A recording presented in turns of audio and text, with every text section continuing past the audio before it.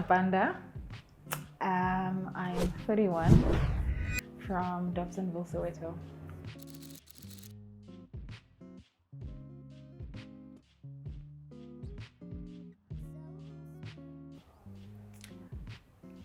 I don't know, man.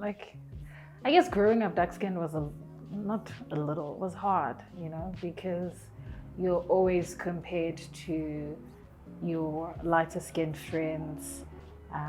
You get called names, and it obviously works on your confidence. You start looking at yourself differently. You start doubting whether you're beautiful or not.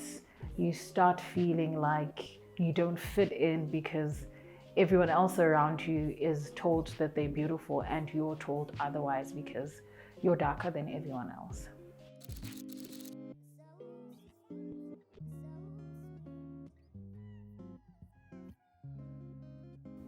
It has definitely changed. I think, especially in Africa, we're so influenced by what the Western countries define as beautiful.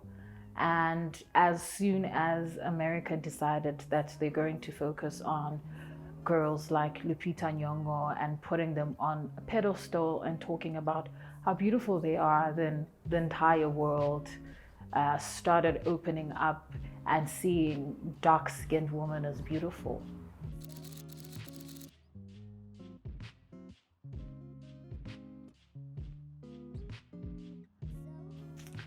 I don't know if that has had an impact on my relationships. I think the person that I have grown to be and how I present myself to the world and the people around me is what makes people gravitate towards me. You obviously have instances where specific photographers will DM you and want to do shoots with you, but in terms of relationships, I don't think that there's been instances where someone has wanted to be with me because of my skin tone. Well, at least none that I know of.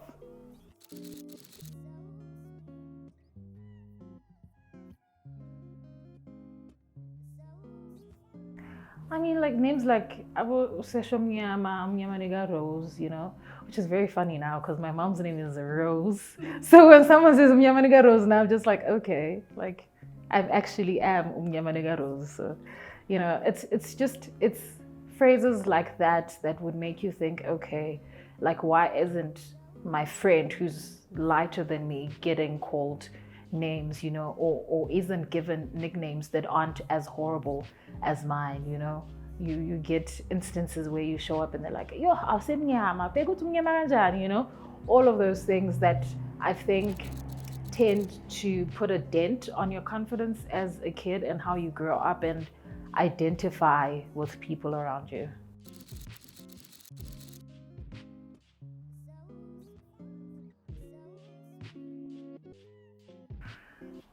Sure, that's hard because I work with kids right now, and what I've noticed with a lot of the dark-skinned little girls that I work with, they'll always say, and then when you give them the phone, they're like, I'm not Snapchat, and I'm like, but you don't need a Snapchat to take a picture, which speaks to the lack of confidence that they have because they get bullied at school.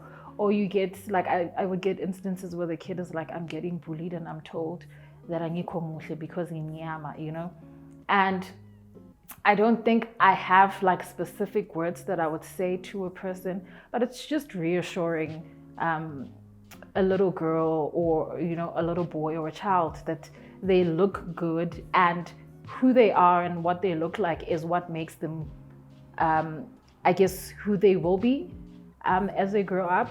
I always try and give them as many compliments as I can because they really are beautiful, If I can show you a lot of the pictures that I have of them, at some point I even thought, if you could grow up and just find the confidence and see how beautiful you are, you will then learn to, I guess, present yourself with a little bit more confidence and find ways of making a stamp and reassuring yourself that you are enough and that how you look is good enough, and you don't need to look any other way for people to accept you or to be loved.